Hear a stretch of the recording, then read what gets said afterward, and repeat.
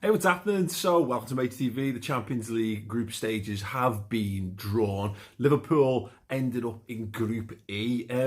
Pretty decent, all told. Before I dive into it, I just want to let you know that this video is partnered with OneFootball, the incredible football app that I am going to be using for this video to tell you what the group stage draw panned out like.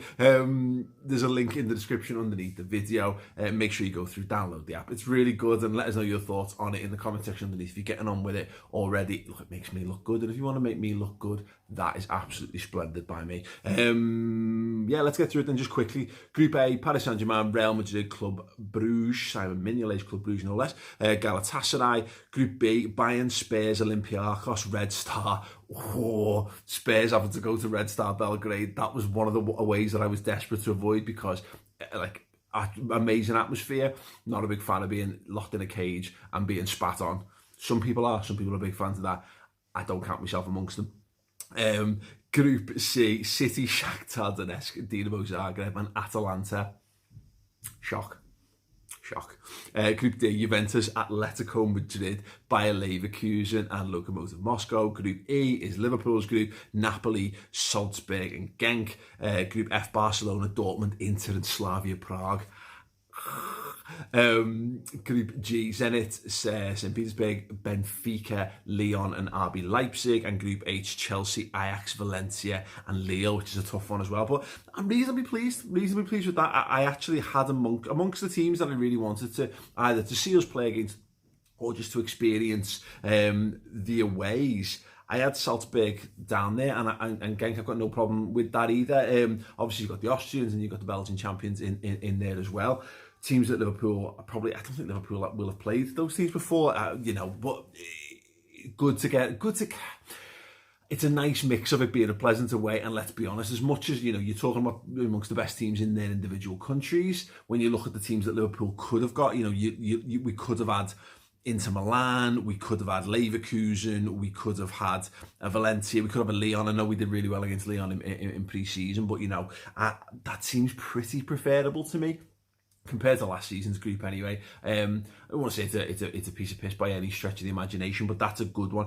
Napoli's obviously going to be the big one. I think Liverpool have got a massive point to prove against Napoli this season because they gave us such a torrid time last year, and again in pre-season Liverpool were absolutely god-awful in that match in pre-season up in Edinburgh, so a little bit of a point to prove for Liverpool. They want to prove that they can be better than Napoli at the minute. You're talking about what the second best team in England and the second best team in Italy pretty much. But Liverpool are the reigning European champions now, and that counts for something, and that means that Liverpool count a certain level of prestige. Napoli will, of course, think they can give us a game, because why wouldn't they? They gave us a bloody good game, 2 bloody good games last season. So no, that's tasty. It's a little bit of a shame because look, Napoli's not the greatest of places to go.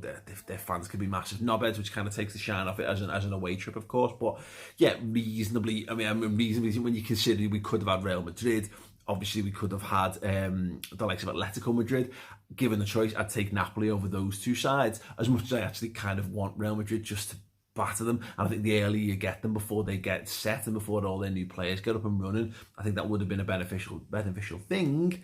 But yeah, and good to see as well Alisson Becker picking up the Goalkeeper of the Year award, and Virgil van Dijk picking up Defender. Real shame for Jordan Henderson to not get midfielder, probably a bit of a late shout. When you look at it, Frankie de Jong, fantastic. They're not even the hipster midfielder of choice last season ultimately, but I'm glad to see Ajax getting some players, getting some rewards for that, of course. Jordan Henderson lifted the trophy.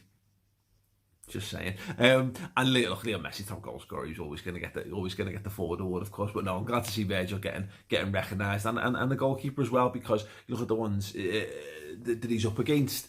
There's a chance sometimes you don't get the mad decisions get made in those competitions. So no, more bits of silverware. It's only going to make Liverpool's players happier. Talk about this all the time, and the importance of being at the top level of football in terms of keeping hold of your footballers.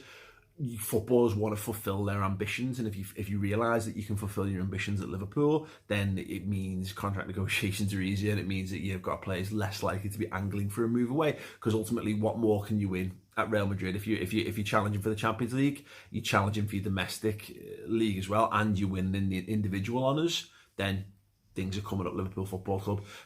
So yeah, very, very good indeed for that. Let me know your thoughts then on the draw in the comment section. Look, I laughed a little bit about cities, but this is why it's important to Liverpool start strong in this group. Because look, that's not going to be, maybe in terms of distance travelled, having to go to the Ukraine and what have you, is not an easy thing for City in terms of the physical toll it'll take. But look, they should be able to get through that group without having to put their best team out, I think, which is a real sad thing for Liverpool, let's be perfectly honest.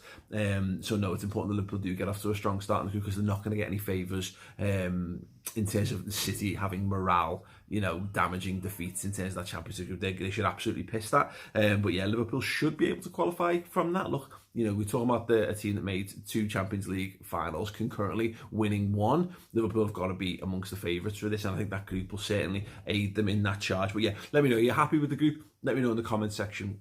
Underneath, if you've got more reaction analysis, make sure you head over to Redmen TV. You might be wondering why I'm in a really weird posh room. I'm at a family wedding. Yeah, I'll tell you what, for those, if you want to get off by all means, because it's really boring. If you want to know more about it, yeah, look, it's this mad.